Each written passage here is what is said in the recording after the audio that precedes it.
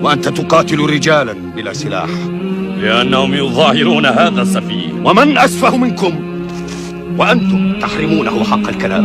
محمد مفتر وكذاب. ردها علي إن استطعت. Hamzah ni siapa tuan-tuan? Hamzah ni pok saudara Nabi SAW. Beza umur 2-3 tahun saja dengan Nabi. Dia pok saudara tapi sebaya. Bezanya 2-3 tahun saja umur dia. Dan Hamzah ni namanya pok saudara Nabi yang paling disayangi.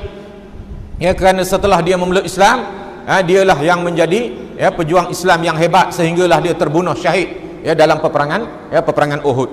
Dalam peristiwa hijrah ke Habasyah, Hamzah masih lagi belum beragama Islam, tetapi atas dasar kasih dia kepada anak saudara dia, dia tak akan biarkan orang menginaya anak saudara dia ni. Sehinggalah suatu hari ketika Nabi SAW dibuli oleh Abu Jahal, dihina, dibuli, bahkan disakiti oleh Abu Jahal alaihi la'natullah. Ketika itu Hamzah ni sedang berburu. Bila dia balik, biasanya bila dia balik, dia akan pergi ke tengah kota Mekah, sama ada ke ke Darun Nadwah ataupun ke Masjidil Haram. Dia akan ucap salam cara jahiliah lah, kepada pemimpin-pemimpin Quraisy. Tapi hari itu bila dia balik, di pertengahan jalan dia bertemu dengan seorang hamba kepada Abdullah bin Jud'an. Hamba ni beritahu kepada Hamzah, wahai Hamzah, kamu tak tahu ke anak saudara kamu Muhammad dibuli oleh Abu Jahal, disakiti dan dicerca oleh Abu Jahal. Dengar macam tu tuan-tuan, Hamzah ni sangat marah. Dengan pedang dia, dengan anak panah dia, dia terus pergi ke tengah Masjidil Haram, dan kemudiannya dia pergi ke Darun Nadwah. Dia cari Abu Jahal.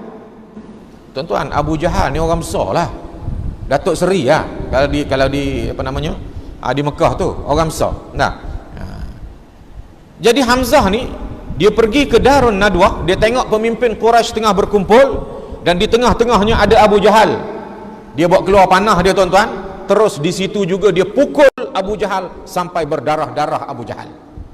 Lalu Hamzah berkata, adakah kamu memaki hamun anak saudara aku sedangkan aku mengikuti agamanya?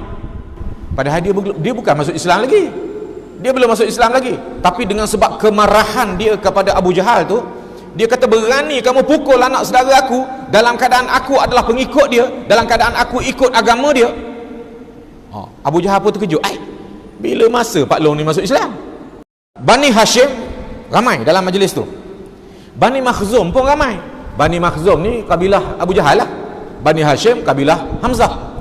Dua-dua kabilah ni bangun nak pertahankan geng masing-masing. Bani Hashim nak membantu Hamzah, Bani Makhzum nak membantu Abu Jahal. Masing-masing pakat nak tarik pedang lah, nak lawan dengan Hamzah.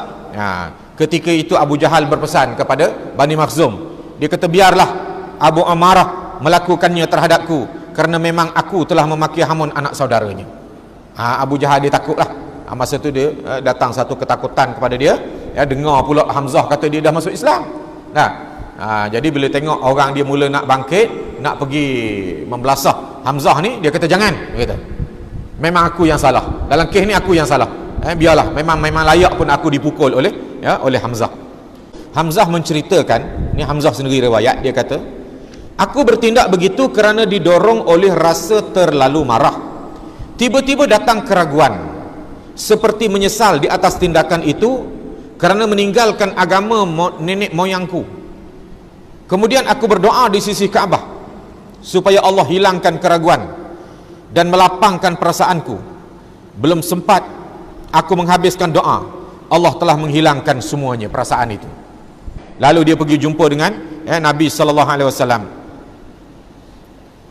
Dia pergi jumpa dengan Nabi SAW. Dia tanya Nabi macam mana kedudukan dia ni. Dia ni belum mengucap 2 kalimah syahadah lagi, tiba-tiba isytihar Islam, lepas tu datang keraguan, lepas tu datang ketenangan balik.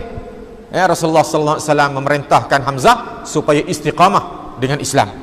lalu dia istiqamah dengan Islam sampai akhir hayat dia. Tuan-tuan dan puan-puan sekalian, ini Hamzah, ya, seorang gangster juga, orang debel Mekah, ya, yang sangat ditakuti, yang digeruni, yang dihormati, dikagumi oleh penduduk Mekah, masuk Islam. Ini saya kata tadi, inna ma'al usri yusra.